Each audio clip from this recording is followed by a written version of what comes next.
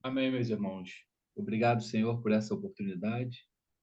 Que mais uma vez, Senhor Deus, nessa quinta-feira, nós nos colocamos, Senhor, para um momento e compartilharmos, ó Pai, ouvir a Tua palavra. Toma a vida do nosso irmão, professor Wilton, amado, que tem se colocado, Senhor Deus, nesse propósito de nos ensinar as Escrituras e que o Teu nome seja glorificado, Senhor. Abençoe a sua vida, a sua família e todos os irmãos que já conseguiram entrar, Senhor Deus, nessa reunião que nós temos e temos conseguido, Senhor, pela tua graça, pelo teu amor, às quintas-feiras, Senhor. Que o Senhor possa trazer mais pessoas, Senhor. Que o Senhor possa falar conosco, nos ensinar, nos orientar, nos guiar. Que o Senhor possa colocar mais Cristo em nós, Senhor, para que possamos viver nessa sociedade cada vez mais parecido contigo, Senhor. Para a glória do Aleluia. teu nome, eu te agradeço, Pai, em nome de Jesus. Amém. Amém. Amém. Boa noite, meus irmãos. A graça e a paz. É uma alegria estar com vocês aqui novamente para a gente prosseguir na nossa caminhada desse estudo, né? A gente era daquele grupo de Jesus, que foram 40 passos, 40 jornadas do grupo de Jesus, e agora nós estamos na teologia popular de Jesus, e hoje é o terceiro passo, é o terceiro degrau dessa caminhada. O estilo, eu sei que vocês têm reparado, ele é um pouco diferente, né? O estilo do material que a gente estudou para esse. Esse aqui, ele parece que vai de uma maneira mais lenta, mas é só uma aparência. Daqui a pouco vocês vão verificar que ele vai entrar de maneira bastante incisiva em pontos da nossa fé. Como eu disse, teve que ter primeiro os grupos de Jesus para que a gente pudesse se ambientalizar com os evangelhos, com toda a proposta do reino de Deus na pessoa de Jesus, para que a gente pudesse depois entrar na teologia popular de Jesus, onde a gente vê de maneira bem mais prática e desafiadora o chamamento do reino de Deus. Hoje, nessa terceira aula, qual que é a ênfase que o José Castilho ele coloca no seu escrito para que a gente possa meditar? No encontro passado, a gente fez uma ponderação acerca da realidade do mundo, né? O mundo que nos cerca, as pessoas que estão ao nosso lado, geralmente os familiares, os amigos, e como que a gente pode ir construindo e entendendo as necessidades das pessoas para que a gente possa levar o evangelho do Senhor. E nesse terceiro passo hoje, o nosso foco não é mais na situação do mundo, a gente já analisou isso, mas é mais uma situação nossa. Como que nós podemos é, ajudar, como que nós podemos vivenciar o reino de Deus e quais são os problemas que nos atingem. Então, essa aula é mais uma reflexão, né? São ponderações acerca de uma reflexão pessoal. Como que eu analiso a minha vida? No que a minha vida parece com a vida de Cristo? O que a minha vida está distante da vida do Senhor? Quais são as minhas crises, né? Eu, como cristão, o que eu preciso avançar? Ou em quais pontos eu posso servir de inspiração para as pessoas? Então, hoje é uma análise bem reflexiva acerca da nossa condição. Ele coloca de uma maneira muito interessante a questão da proximidade, né? As pessoas que são mais próximas de nós. Como que elas têm um contato com o evangelho através da nossa vida? E ele coloca, claro, não podia deixar de colocar o exemplo do casamento, né? Como que a gente vive a relação do casamento? O nosso casamento ele pode ser um modelo de Cristo e a igreja? O nosso casamento, ele de fato demonstra a realidade do evangelho, né? Tem muitas pessoas hoje que, infelizmente, elas estão casadas apenas pelo compromisso assumido. Para muitos, isso já é uma grande coisa. Mas você viver somente em função de um compromisso e não viver na base do amor é algo que não é a proposta do evangelho. O evangelho, claro, ele aborda a questão do compromisso, sim. Nós temos que honrar os nossos compromissos. Mas antes disso, nós temos que ter a compreensão do que é o que o Senhor estabeleceu para cada etapa da nossa vida, para cada modalidade, para cada compromisso que a gente assume. qual que é o padrão divino, né? Como que Deus estabeleceu. Então, a questão do casamento ela tem que ser regrada principalmente pelo amor. E o amor não é o coração vermelho, o amor não é somente declarações apaixonadas. O amor no padrão divino, o amor de Deus, primeiramente é um amor paciente, é um amor sofredor, é um amor cuidadoso. As pessoas que não são casadas, elas podem pensar assim, então esse compromisso eu já não tenho, então minha vida ela ganha outro significado, eu não tenho que carregar essa cruz, esse martírio, né? Como se o casamento fosse algo penoso. Mas as pessoas que elas não assumem o casamento no meio cristão, elas devem se dedicar ainda mais ao Senhor, né? O apóstolo Paulo ele fala sobre isso, sobre os solteiros, eles estão inteiramente disponíveis ao Senhor. Então, é quase que uma responsabilidade maior, né? Porque os casados, eles cuidam em como agradar os seus cônjuges. Agora, os solteiros, não, eles estão disponíveis totalmente para o Senhor. Então, nessa perspectiva, sendo solteiro, casado, divorciado, viúvo, como que nós temos influenciado as pessoas que são mais próximas a nós? No caso das pessoas que não são casadas, os seus vizinhos ou a sua parentela, se você vive com alguém, como que tem sido a sua dinâmica de vida? Como que você tem exalado o evangelho do Senhor Jesus? Hoje, de uma maneira geral, quando a gente fala na questão do Brasil, a gente vive uma crise, né, de identidade cristã.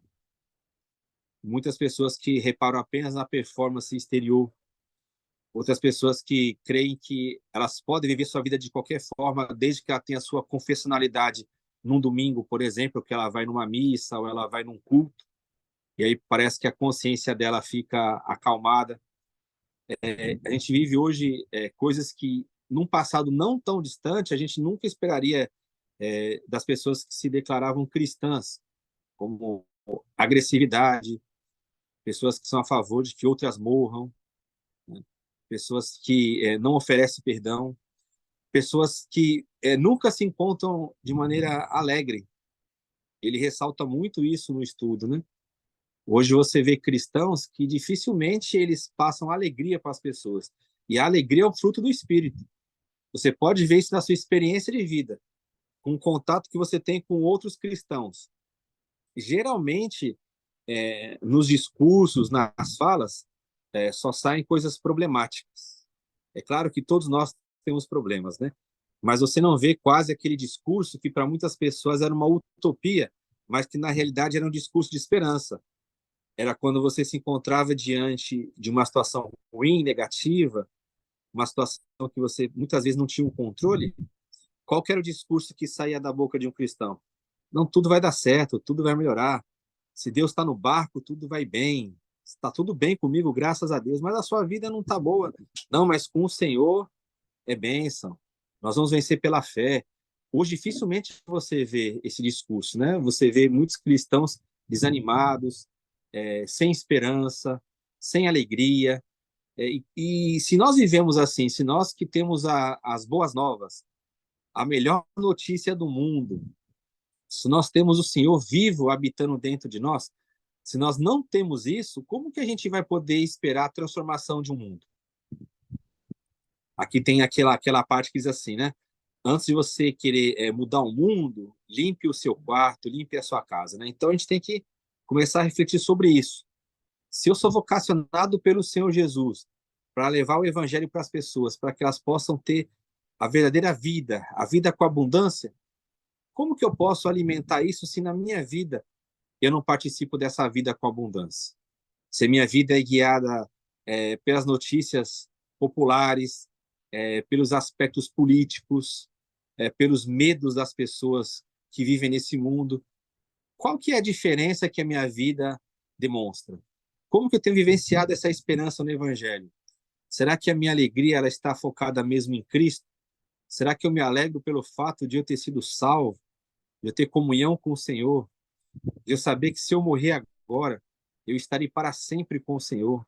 Que esse mundo aqui é um mundo passageiro, que ele é um mundo transitório, que nós devemos melhorar esse mundo, mas esse mundo é apenas um local onde eu trago o reino de Deus através das minhas atitudes, da minha vida, mas que, na verdade, eu aguardo aquele encontro com o Senhor. Eu aguardo conhecê-lo verdadeiramente face a face, como ele é. Será que isso tem contagiado a gente? Ou também nós estamos tristes como os demais, né? Tem até uma carta paulina, que é a primeira carta aos Tessalonicenses, que Paulo aborda a questão da ressurreição, e ele diz isso no começo da sua exposição, né? Que nós não deveríamos ficar tristes como os demais, que não têm esperança. Quem são os demais? São as pessoas não cristãs. São aquelas pessoas que não têm certeza da vida eterna, que elas não sabem o que acontecerá depois da sua morte, que elas não têm essa paz, né? Então Paulo fala, olha, não fiquem perturbados, não fiquem tristes como os demais que não têm esperança. Nós somos o povo da esperança. Nós temos que levar esperança para esse mundo perdido, para esse mundo que é um caos. Então, a nossa esperança não está numa ideologia, a nossa esperança não está num político, a nossa esperança não está numa denominação, a nossa esperança não está numa religião, a nossa esperança está única e exclusivamente numa pessoa que é Cristo Jesus. Então, essa terceira aula, ela leva a gente a refletir sobre isso. Qual é o impacto da minha vida nesse mundo? Se eu partir desse mundo hoje, será que eu deixei um legado? Será que eu deixei uma esperança para as pessoas? Será que Deus pode contar com a minha vida para que eu leve vida para outras pessoas, para que eu leve alegria, esperança, paz? Será que as pessoas, quando se aproximam de mim, elas encontram em mim alguém que vai consolá-las? Ou será que ela vê em mim uma pessoa religiosa, uma pessoa tóxica, né, como hoje em dia se diz? Será que eu sou visto só como uma pessoa julgadora, uma pessoa pesada?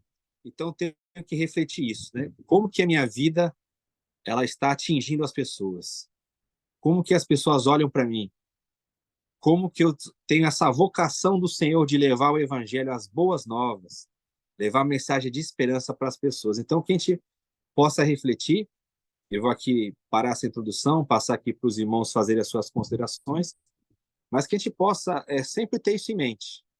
Se o evangelho, se só eu conhecesse o evangelho no mundo, se o mundo dependesse exclusivamente de mim para conhecer a mensagem de Cristo, qual a vida, qual a mensagem que as pessoas conheceriam? Qual seria a visão que elas teriam de Jesus, das boas novas, da vida cristã, da Bíblia Sagrada, do Espírito Santo? Será que a minha vida, ela de fato tem o fruto do Espírito? Se Deus só contasse comigo, esse mundo seria melhor? Ou eu também iria seguir a correnteza, seguir a maioria e olhar esse mundo como uma desgraça, como um local ruim? Então, que a gente possa meditar esse primeiro momento sobre isso, considerar a nossa vida, cada um de nós diante do Senhor, que cada um de nós dará conta da sua própria vida. Esquecer um pouco de olhar para as pessoas e assumir essa responsabilidade. Não culpar nenhuma instituição, não culpar nenhum falso mestre, não culpar nenhuma religião, mas assumir a nossa responsabilidade. Né? Deixar de transferir os problemas para as outras pessoas e encarar de frente os nossos problemas, a nossa vida. Como que eu tenho vivido? Como que Deus pode contar comigo? O que minha vida tem servido para o próximo? Amém?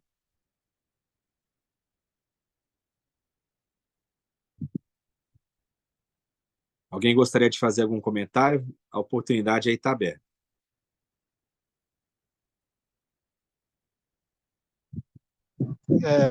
Pastor Wilton, Oi, Emanuel. eu sou, eu estou falando aí, né? Eu só parei para dar uma refletida aqui na minha vida. E realmente, uma palavra que o senhor falou, né? Uma das palavras, teve uma aqui que já mexeu comigo, é assim, passar alegria para as pessoas, né? Isso aí, realmente, a gente, o dia a dia correndo aí, né? Aquela correria, a gente está sério, está sempre entra preocupado, com medo de ser assaltado, coisa e tal. E é um momento mesmo para realmente para me refletir sobre isso aí. Porque o evangelho realmente é alegria. O Senhor quer que a gente passe a segurança para as pessoas, amor. E eu vou dar, né, uma checada aqui na minha vida espiritual, porque realmente isso aí, assim, realmente me despertou agora, né? Esse é o comentário aqui, eu só queria fazer. Amém. Esse trabalho, isso aí que é a evidência do Espírito Santo, né? É quando a gente ouve uma palavra e a gente faz essa reflexão. Isso é a demonstração da presença do Espírito Santo na sua vida, meu irmão. É quando a gente olha e fala assim, de fato, eu preciso viver o evangelho, eu preciso parar com essa correria do dia a dia, né? Como o irmão Noel bem falou, a gente está numa correria que a gente às vezes não para refletir, para meditar, a gente vive no automático, sempre correndo, com insegurança, principalmente a gente que é aqui do Rio de Janeiro, né? Então, a gente vive, parece que com medo, inseguro, correndo, tendo boleto para pagar. Então, a nossa mente fica girando dessa forma e a gente acaba deixando as coisas essenciais do Evangelho, né? Então, o Espírito Santo, ele faz isso mesmo. Ele leva a gente a refletir, ele leva a gente a despertar para a realidade de Jesus. Todos nós aqui temos isso. Não tem ninguém aqui que possa dizer, eu vivo uma vida cristã plena, eu aqui estou totalmente satisfeito. Todos nós aqui temos nossos problemas, a nossa correria do dia a dia, e esse é um despertar do Espírito Santo. Quando a gente chega e medita e analisa e diz, eu preciso verificar mesmo a minha vida, como que eu estou vivendo, isso com certeza é uma evidência clara da ação do Espírito Santo. Irmã Sheila, irmã Jacira, Márcio, quem quer fazer mais alguma outra consideração, irmão Noel? A ponderação do desafio do tópico do tema casamento hoje é um desafio. Sim. Há muito tempo, né? São duas educações um pouco diferentes, mas com o propósito de estar junto. E muitas das vezes nesse dia a dia, né, a gente perde alguns valores, né? Sim. E muitas das vezes nós estamos juntos, mas não tão juntos como no início, né, do casamento. Eu já estou para 20 anos, né, com minha esposa. Temos algumas dificuldades, principalmente de educações diferentes, né, modo de Isso. criação, que nós viemos ajustando e tentando equilibrar, porque temos uma família. Mas para que esse casamento realmente compartilhe de Cristo é o grande desafio que estamos vivendo. Eu vivo esse desafio, né, principalmente na educação de filhos e do trabalho do dia a dia de um pouco tempo, né? É a correria que o irmão Noel falou, que a gente acaba perdendo momentos juntos, que para voltar ao início é muito difícil. E a sociedade ela cobra e ela olha, né? Peraí, falam tanto de Cristo, domingo a domingo na igreja, mas princípios não vejo na família, não vejo no casal.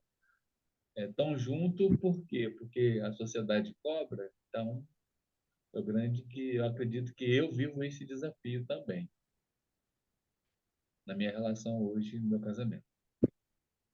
Que eu preciso cada vez mais. E o irmão falou de três coisas ali que eu até acho que anotei aqui. Paciência, ser mais cuidadoso e ter mais uma palavra que o irmão falou no início do tema da aula, mas acabou que eu não anotei. Nós precisamos mergulhar, né, em Cristo para que possamos transbordar nisso. E hoje as famílias estão muito carentes. Os casamentos estão carentes. Dessa alegria que no começo foi tudo festa. Em que sentido? A paixão intensa, o namoro efetivo todos os dias. É. E o dia a dia a gente acaba perdendo algumas coisas que faz falta. Então precisamos ajustar e equilibrar, né? É um grande desafio, sim, para mim. Só Jesus. É muito interessante isso, né? Porque o casamento, a gente deve lembrar que ele é um dom, né? Paulo fala sobre isso, o dom. Às vezes tem pessoas que não têm o dom para casar e casam para que a sua necessidade seja atendida. Como o Márcio falou, aquela paixão inicial, aquele fulgor, daqui a pouco passa. E em tudo na vida somente o casamento, né? Você vê que qualquer atividade que a gente começa, naquela questão de ser uma novidade, a pessoa vai bem no começo. E aí depois a rotina, o dia a dia que vai mostrando se a gente tem aquela disposição de vencer. A gente vê isso em todas as áreas da vida. Você pode pegar aí, por exemplo, um seminário bíblico, começa lá com 50 pessoas, depois de 2 meses já tem 20, se formam 8. A escola, a faculdade, trabalho, é tudo na vida. É a jornada, é o meio do caminho que mostra a realidade, né? O compromisso, a dedicação, o zelo, porque quando cai na rotina, quando perde aquela questão da novidade, é aí que você vê a estruturação. A vida cristã também é assim. Você pode ver que a Bíblia sempre fala para nós corrermos com paciência, né? Como é que você pode correr com paciência? Porque não é aquela corrida de 100 metros, né? A corrida de 100 metros é um tiro só, em 10 segundos você cumpre a corrida. Mas a corrida cristã é uma corrida de maratona. Você tem que correr com paciência. Não adianta você explodir no início, porque depois você perde o fôlego. Você vê muita gente começando bem, empolgada, animada, daqui a pouco elas recuam, porque elas não foram solidificadas, não tem uma base, né? Então prometeram coisas também errôneas para as pessoas. Até nessa questão que o Márcio falou do casamento, é, não sentaram ali para conversar, para verificar. Você sabe de fato o que é um casamento? Você sabe a sua responsabilidade? Você sabe o seu papel no casamento? Principalmente o cristão, você sabe que o seu casamento ele deve refletir Cristo e a igreja? Então, muita gente não sabe isso, casa nessa paixão que o Márcio falou, né? Até por questão de necessidade física, e daqui a pouco aquele fulgor passa, aí você está diante de uma situação. Muitas vezes são pessoas que vêm de mundos totalmente diferentes, criações diferentes, estão vivendo agora dentro de um mesmo lar, com esse compromisso. Aí vem os filhos, enfim, é um processo mesmo que tem que ser ensinado, tem que ser trabalhado na vida da igreja, tanto aqueles irmãos que são exemplos, né, que mantêm o seu casamento aí durante anos, como aqueles que fracassaram também, eles podem ajudar, falando com os irmãos por que eles fracassaram no casamento, para que eles também, os outros não venham a fracassar, e um aprendendo com o outro na vida da igreja, né? O compartilhar verdadeiro, isso exige sinceridade das pessoas, isso exige que as pessoas sejam honestas, né, nas suas declarações, esquecer essa questão do super crente, do crente infalível, mas trazer como o estudo coloca, né, a nossa humanidade em Cristo Jesus. Jesus ele se tornou homem, então ele veio mostrar a humanidade. Então, é através dessa humanização, dessa humanidade que a gente vai aprendendo um com os outros. A gente ainda não está no estado glorificado, a gente ainda não está planificado, né? Então a gente vai aprendendo nessa caminhada, um ajudando o outro, um suportando o outro, né, dando suporte. E aí não é aprender das experiências, mas é aprender com a vida. São pessoas que elas têm vida para ensinar no corpo de Cristo. E isso é muito necessário, isso é muito importante. A irmã Luzinete chegou, e a Cira quer falar, né? Pode falar, irmã Cira. Pastor Milton, eu gostaria que o senhor falasse um pouquinho nesta situação, nessa falta de conexão que existe na vida, qual seria realmente o sentido da vida diante da Bíblia, diante de Deus? O que o senhor poderia dizer para nós? Tá, ok. A definição bíblica de vida, né? A vida que Deus estabeleceu, a chamada vida abundante, ela pode, Tá. ela pode ser resumida numa palavra, que é Cristo, né? Cristo, ele é a vida. Todos nós temos uma vida biológica. Os animais têm vida biológica, as plantas têm vida biológica, né? Os seres mais, entre aspas, insignificantes da criação, eles têm uma vida biológica. Agora, o ser humano, ele foi dotado por Deus para que ele recebesse essa vida, vamos chamar abundante. Então, o propósito da nossa vida, quando a gente encontra isso em Deus, é que nós possamos viver aquilo que o Senhor trouxe para nós.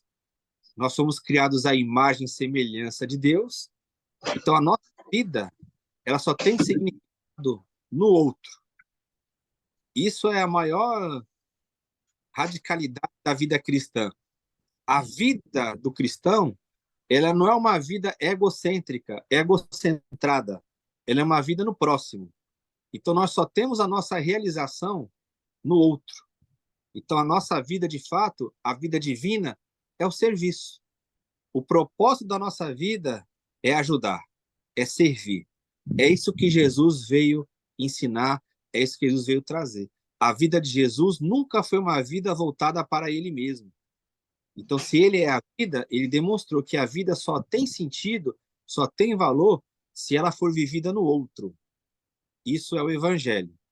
Se a senhora verificar, por exemplo, os estudos que estão sendo feitos hoje, no campo científico, eles estão chegando a uma conclusão. Tem um livro lá que fala sobre o poder do altruísmo. São quase 1000 páginas de teses, de escritos, aonde chega-se à seguinte conclusão: você só é realizado no outro. Isso não tem nada a ver com Bíblia, hein? Isso aí são estudos científicos que mostram o quê? A verdadeira felicidade, a verdadeira alegria, a verdadeira vida é quando você é útil no outro. Eu não descarto esse estudo, né? Mas eu falo assim, não precisava fazer um estudo de 1000 páginas. Se você ler uma página do Evangelho, você já encontra isso, que a vida, o sentido da vida é você poder doar-se, é você poder alegrar a vida de alguém, é você viver em favor do outro, assim como Cristo viveu. Ele é a vida, ele é o nosso modelo. Então, tudo que está em Cristo é o que é correto para nós que somos cristãos. Obrigada. Por nada. Sou eu. Oi, Manuel. Nessas palavras do senhor aí, o senhor falando agora, respondendo à irmã, realmente faz sentido pra caramba, porque tudo que a gente adquire de bom, de alegria, a gente não consegue guardar aqui dentro de uma caixinha. Isso só vai como é que dá o nome? E se intensificar se eu distribuir isso para outra pessoa. Realmente. Exato.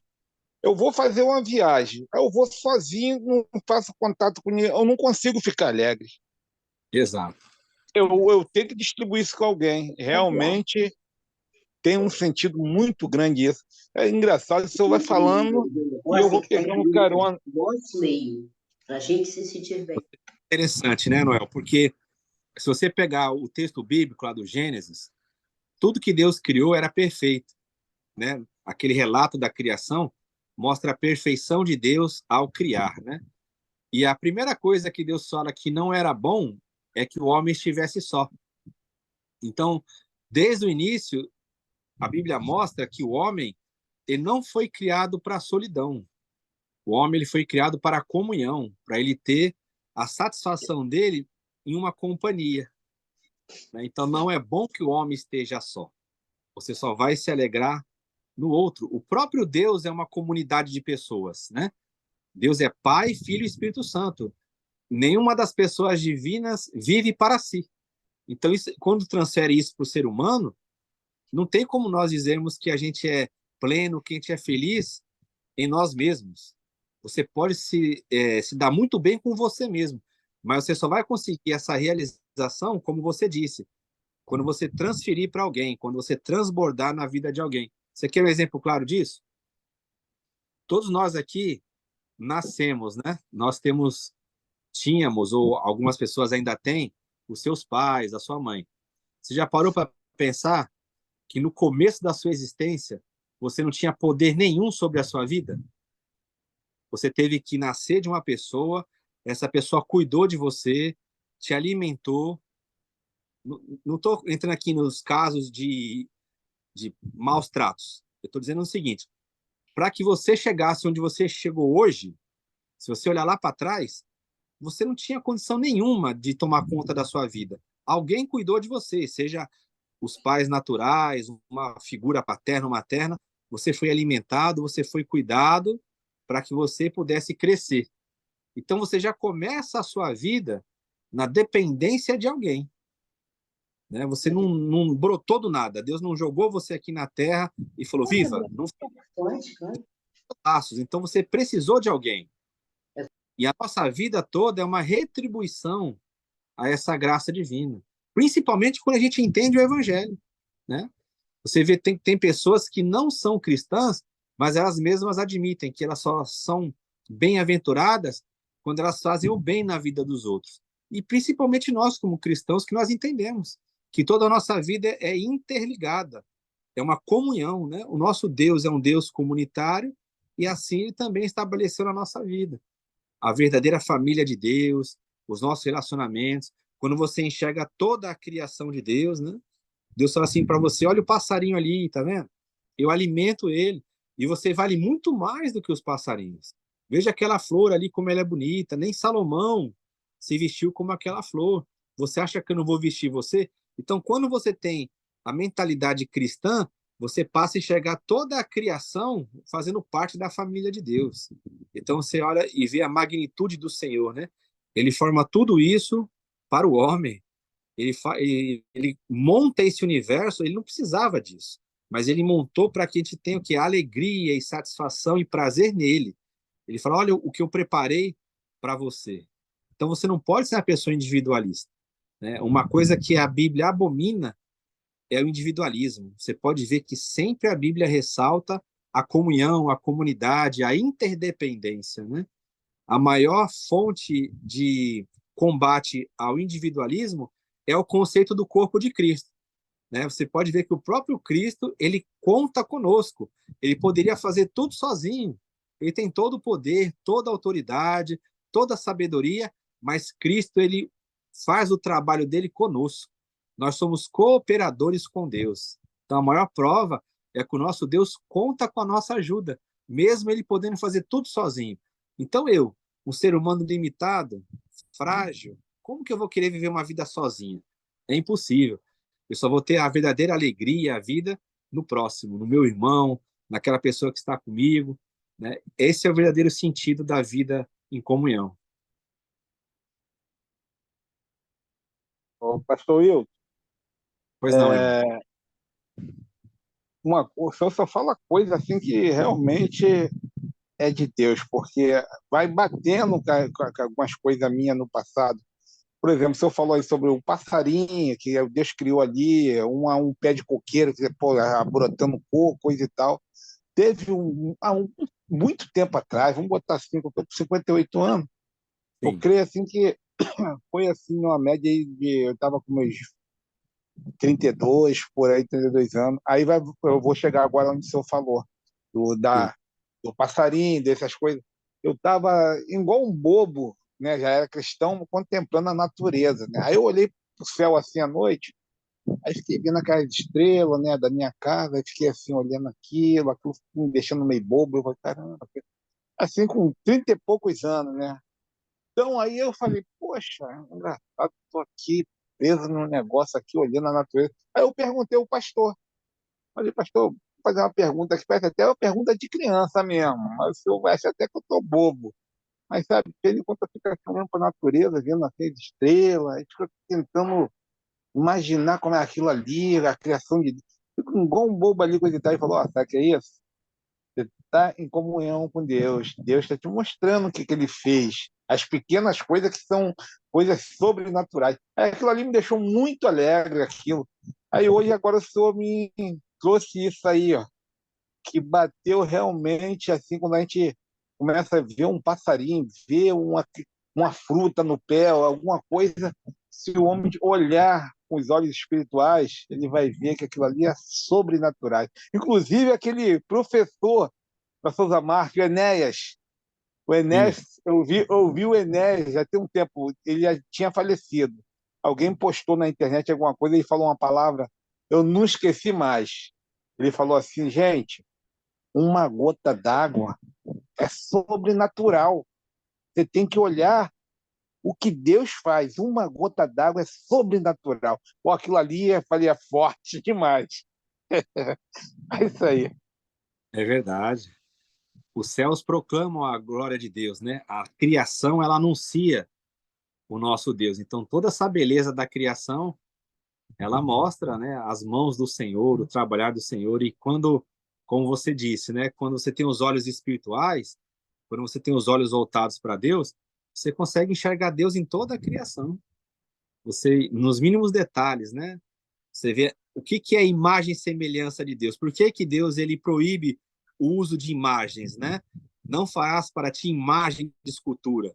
Não é essa imagem que a gente imagina aí, que algumas pessoas... É a imagem de uma divindade. Por que que Deus ele não quer que você tenha uma imagem? É porque a imagem de Deus é o homem. A única imagem de Deus que ele aceita que exista aqui para que a gente contemple é o homem. Então, onde que eu tenho que contemplar Deus? Na vida do meu irmão. Por isso que João vai dizer o seguinte, que se você diz que você ama a Deus que você não vê, e você odeia o seu irmão que você vê, você é mentiroso. Porque a imagem de Deus que você tem que contemplar e ficar feliz é o seu próximo, é o seu irmão, é essa pessoa que tem vida, essa pessoa que Deus trouxe à existência, que tem uma alma, que o Senhor fez essa pessoa viver, que ele está contemplando essa pessoa. Então, a imagem de Deus é a humanidade. Então, isso tem que nos alegrar. Ah, mas tem pessoas que são más, tem pessoas que são ruins. Mas por que que elas são assim? Foi porque Deus criou elas assim? Não, é porque elas ainda não têm a luz do Evangelho.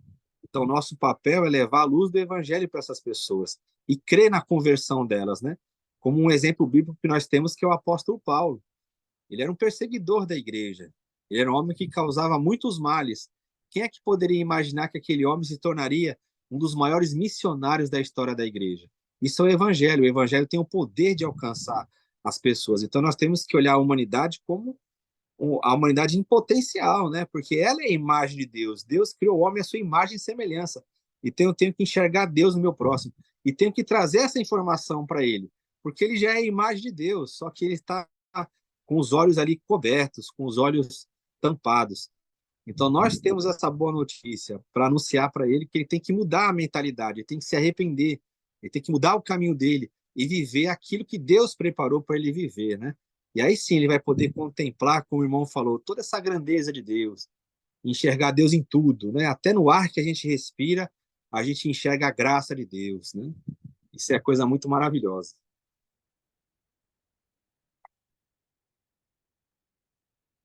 Irmão Márcio, irmã Jacira, irmã Sheila, Tem mensagem no chat, Will. no chat? Tá. Deixa eu, deixa eu pegar aqui. Ok. Vamos lá. Diz assim: até as crenças divergentes do próprio entendimento da palavra é um desafio para alguns casais. Exemplo: um acredita no arrebatamento, outro não. Um defende usos e costumes, outro não. Isso é bem desafiador.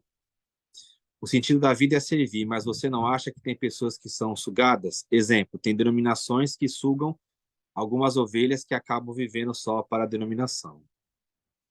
São duas postagens bem inteligentes e interessantes. A primeira, com certeza, para alguns, essa questão é até um jugo desigual, né? É quando você vive ao lado de uma pessoa e a missão dela, a visão dela, o propósito daquela pessoa é totalmente divergente da outra. Então, até a própria Bíblia tem um verso que lá em Amós 3:3 diz assim: andarão dois juntos se não estiverem de acordo?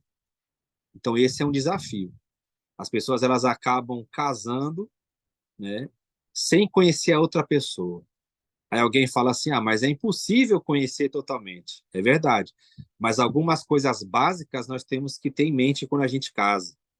A gente precisa ver para onde que você quer ir, como que você enxerga, né, a vida, qual que é a sua visão acerca de Cristo. É claro que isso a gente pode aprofundar, a gente pode melhorar conforme a vida avança, né? Agora, há casos mesmo que são totalmente divergentes. E aí você vê um puxando para um lado, outro para o outro. E aí fica esse impasse. São casais que não avançam, né? Não se dobram perante o evangelho. Porque cada um acha que tem a verdadeira vida, que acha que tem a verdadeira resposta, o verdadeiro modo, e, de fato, como a irmã colocou aí no chat, é algo bem complexo. São casos que a gente tem que examinar cada caso, né, propor soluções, mas que isso vai, primeiramente, do desejo das pessoas mudarem. Tem pessoas que não desejam a mudança. Ela acha assim, eu acho que isso aqui é o certo e acabou. Então, com essas pessoas não tem nem como ter um diálogo, né? A pessoa tem que querer a mudança. Nem Deus força a mudança na vida da pessoa. Você pode ver que tem promessas na Bíblia que elas estão na condicional. Se. Então, se alguém quiser vir após mim, então tem condições que a pessoa tem que desejar a mudança. De fato, Deus ele é poderoso para fazer, mas a pessoa ela tem que colaborar, coordenar. Não são tarefas fáceis, não tem receita pronta para isso. O Evangelho não apresenta nenhuma resposta pronta, porque isso é a questão da convivência, da comunhão. Existe o princípio básico da palavra de Deus. Você viver em favor do próximo, você renunciar. Agora, para que isso alcance essa pessoa, ela precisa se encurvar diante do Senhor, e aí é um trabalho muito complexo. Deveria ser algo fácil com um cristão, mas a gente está falando aqui na realidade prática da vida. É muito complexo isso. E outro caso que foi colocado é essa questão de sugar, né? De denominações. Aqui é interessante porque eu vou falar aqui com muito cuidado, com muito zelo, né? Mas os irmãos vão entender. Quando a gente fala do princípio do reino de Deus, isso não quer dizer que uma denominação represente a igreja. Nem sempre as denominações representam a igreja do Senhor Jesus. Eu acredito que existem pessoas nas denominações que são servos de Deus, mas Jesus não mandou fundar nenhuma denominação. Jesus não escolheu nenhum nome de qualquer denominação que existe hoje. Pelo contrário, quando você vê lá na igreja em Corinto, os irmãos se dividindo em partidos, em facções, uns dizendo que eram de Paulo, de Pedro, de Apolo, e outros dizendo que era até de Cristo, o que Paulo pergunta? Está Cristo dividido entre vós? Então não tem como uma pessoa dizer que aquela denominação que existe foi da vontade de Deus. Eu afirmo biblicamente que não foi da vontade de Deus. Deus não tem vontade de criar nenhuma denominação. A vontade de Deus é a igreja.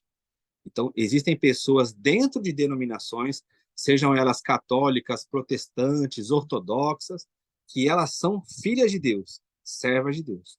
Mas elas estão dentro de um regimento humano. Né?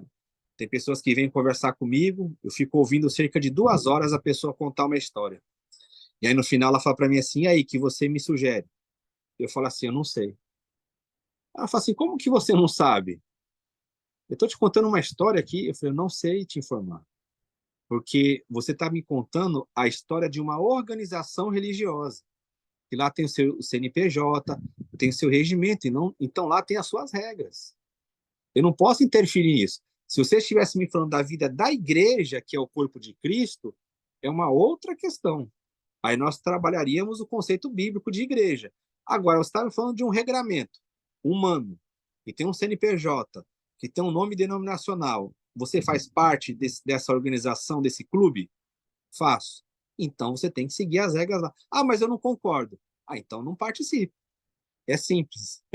Não pense que você vai ser o reformador daquele local, que Deus vai usar você para mudar aquela mentalidade. Não, não esqueça, porque Deus não está interessado em melhorar ou piorar aquele local. Deus não tem compromisso com denominações. Deus tem compromisso com a palavra dele. Então, essas denominações que exploram, que abusam, elas estão no regramento delas. E eu sinto muito que alguém aqui, por exemplo, esteja num ambiente desse, sendo sufocado e não consiga sair de lá. E tem alguma relação de dependência, tem alguma coisa que prenda a pessoa lá. Então, se você está lá, você não é obrigado a estar. Alguém está obrigando você a estar numa denominação? Não. Você está lá pela sua livre vontade. Então, se você faz parte de uma organização e lá tem a sua regra, você deve seguir essa regra. Ah, mas isso não está na Bíblia. De fato, não está na Bíblia. Mas siga lá. Você faz parte daquilo, então você concorda. Quando você aceita ser integrado ao rol de membros de uma denominação, você está declarando que você aceita as regras daquele local. Ok? Então, de fato, como a irmã colocou, tem locais aí que sugam mesmo as pessoas, mas eles não forçam. Ele pode forçar no sentido de falar que aquilo é a vontade de Deus. Mas se a pessoa está enxergando que não é a vontade de Deus, o que ela tem que fazer? Sair. É simples. Parece Ô, simples, né? Mas pastor Wilton, tem casos que tem uma dependência emocional que eu entendo que para a pessoa se libertar, tem que tomar uma posição, às vezes, muito radical. Pois não, meu irmão? o senhor me fez lembrar aí de alguma passagem, né, de Martim Lutero, né? Martim Lutero, ele era da igreja, se eu não me engano, é católica. E ele, Sim, algumas coisas, ele não aceitava lá. E aí aquela história toda, né, que foi verídica, né? É parecido aí mais ou menos com. Só que ele bateu de frente, vou botar assim, né? Eu não sei a história toda, mas eu dei uma grande parte dessa história aí. E é parecido mais ou menos com isso aí que o senhor falou, né? Ou não? exato. Sim, ele bateu de frente. Aí o que aconteceu? Ele foi tirado de lá, né? Porque a igreja não mudou a opinião dela. Por isso que ele é considerado como um reformador. A intenção inicial do Lutero não era formar uma outra igreja. É que o papado, lá, os cardeais, eles lessem lá o que ele escreveu, as suas proposições e mudassem. Eles mudaram? Não mudaram. Eles continuaram. Aí veio o ramo que nós chamamos de protestantes, né? Aí ele vai afixar lá as teses em 31 de outubro de 1517. E assim acontece em vários locais. Tem pessoas que elas imaginam assim, não, mas Deus me chamou lá com uma voz profética e vai mudar a denominação. Aí eu pergunto assim, me mostra um exemplo na história que mudou. Não tem. Não tem nenhum momento da história que você viu alguém. Eu falei, será que você é essa pessoa super especial que em toda igreja vai conseguir mudar um local? Será que Deus chamou você para isso mesmo? Aí a pessoa ela fica meditando. Por quê? Porque não tem. Ela tem um regramento lá. Se você não concorda, não adianta você querer falar, não, eu vou conversar lá, eles vão mudar. Não existe isso. Você pode ver que quando chega num ponto em que há uma discordância muito grande, as pessoas são convidadas a se retirar. E eu já presenciei isso, várias pessoas, e é assim, cada denominação tem a sua regra. Lá o que vale é o regimento, é o estatuto. Se não fosse, não teria. A conversa de que a Bíblia é a única regra de fé e prática não é verdadeira, porque se fosse a Bíblia, você não teria um regramento, você não teria um estatuto. Ah, mas lá é uma organização religiosa, tem CNPJ, então tem que ter um estatuto. Beleza. Então não é a única regra de fé e prática. Precisa ter um nome, precisa ter um CNPJ, precisa ter uma diretoria estabelecida, precisa ter documento em cartório. É uma organização humana e tem o seu regramento que usa também a Bíblia. Então as pessoas têm que saber separar. E eu sempre falo, quando você na sua mente estiver com isso resolvido, você nunca mais sofrerá.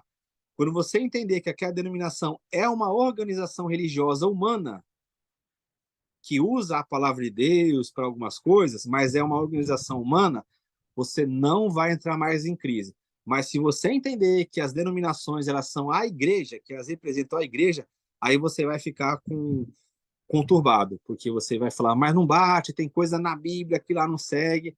Aí vem os traumas, vem os desesperos. Mas quando você entender, fala, não, é uma organização humana, é um grupo, tem CNPJ, tem o presidente, tem a regra, aí o seu coração descansa. Você fala, não, eles estão seguindo lá o que eles entendem que é o correto. E, meus irmãos, isso que o professor Wilton está compartilhando é libertador. E quando você separa, com o tempo caminhando com ele, nós já conseguimos entender essa separação da instituição com a vida da igreja. E eu amo quando o professor Wilton nos ensina e nos mostra o evangelho da vida da igreja, que é o que edifica as nossas vidas. E quando ele já demonstrou em ensino e ao longo da caminhada que é totalmente diferente, é uma coisa libertadora. Eu confesso para os irmãos que eu, no início, né, da caminhada, eu já conheço o irmão há algum tempo, tem irmãos que conhecem mais, mas quando ele já demonstrou isso, essa separação é uma coisa que te liberta realmente. E você passa agora a querer saber mais da vida da igreja e de Cristo, e somente. E as outras coisas que não afetam mais a sua vida. E muitas vezes as pessoas vão falar: nossa, você está diferente. Porque eu estou tentando viver Cristo, ser parecido um pouco mais com Ele. Mas você tem Amém. instituição alguma? Eu falei: olha, às vezes visito, mas não muda a minha vida. Ela não faz mais diferença. Agora, o que faz diferença é a palavra de Deus e Cristo. Isso me conserta todos os dias e me ajusta para o equilíbrio do Evangelho. E eu creio que a sociedade está precisando disso, de pessoas que entendam essa separação. Aí realmente eu creio que o reino de Deus vem sendo multiplicado quando a gente faz essa separação e passa a viver mais Cristo. E isso impacta as pessoas, sim. E a Exato, família. exato. Ô, pastor Hilton, Oi, eu tô vendo aqui, então, que eu tenho que pegar esse estudo lá do começo, porque eu vou fazer uma pergunta aqui, porque já vi que o negócio aqui é sério. O Pimenta agora aí, o Pimenta falou aí, o Márcio, chama ele de Márcio, ele falou uma sim, coisa e aí eu já vou fazer uma pergunta ao senhor aqui. Eu sei que a hora está estourada, mas eu tenho que fazer, senão é sim. sobre. Eu vou resumir tudo. Um cristão fora da brasa pode esfriar. Então, vamos lá. A gente está entrando nesse assunto sobre vamos botar assim, eu esqueci a palavra, vamos botar o clube, pronto. Então, Tá. já sei que eu vou relaxar, porque eu já vou ver, eu vou ter uma visão, então, eu tenho que viver a palavra de Cristo. Então, eu sei que ali tem um negócio, mas eu vou focar mais aqui. Já vou ter uma libertação nisso aí. Já entendi bem. Mas tem a parte, uma brasa fora das outras se esfria. Aonde encaixa isso aí, fora do clube, assim? Tu entendeu mais ou menos o que eu quero dizer? Sim, entendi. Vamos lá, tem duas coisas aí que você tem que ponderar. Por exemplo, eu tenho o entendimento do evangelho, já entendi essa distinção, mas eu estou lá numa organização e eu tenho isso comigo, isso não me causa um trauma. O que eu vejo sendo falado lá, eu percebo que é falta de conhecimento, que é pessoas que não entenderam, e eu possa estar lá para ajudar os meus irmãos ali a avançarem no Senhor. Ok, eu continuo lá e vou transformando através do ensino. Ok, isso é um grupo, uma pessoa. A outra fala assim, ó, não tem como eu ficar lá, porque é uma coisa totalmente diferente do evangelho, é algo que prejudica, que não leva para a realidade do evangelho. O que eu tenho que fazer? Eu tenho que procurar me reunir com irmãos que têm uma visão do evangelho, né? A reunião da igreja, ela ocorre independentemente de organizações religiosas.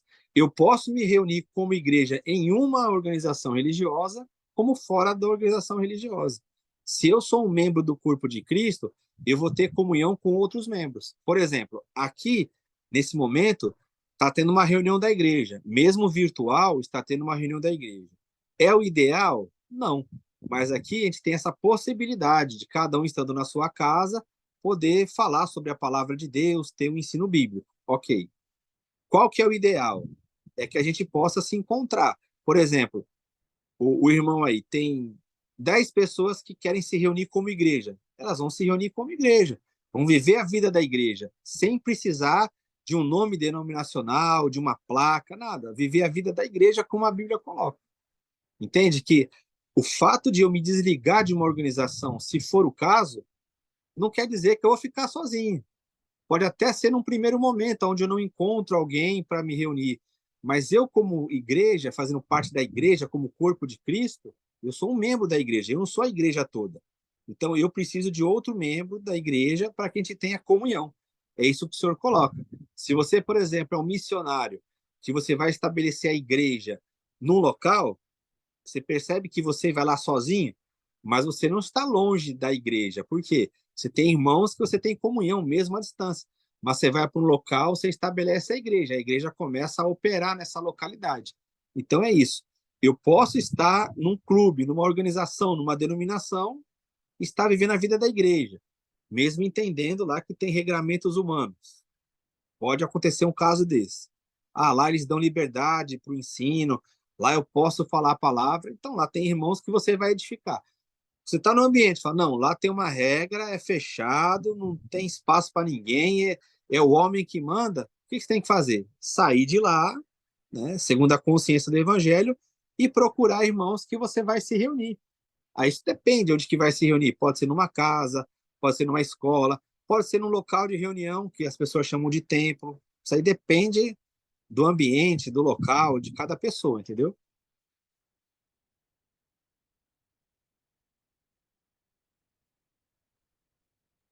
Ok, obrigado, pastor. Por nada. Gente, alguém, como o irmão Noel falou, né? A gente já chegou aí às 10 horas, 22 horas e 6 minutos. E gostaria de saber se alguém tem mais alguma consideração para fazer. Se não tiver, eu vou pedir para a irmã Jacira fazer a oração final para a gente aí.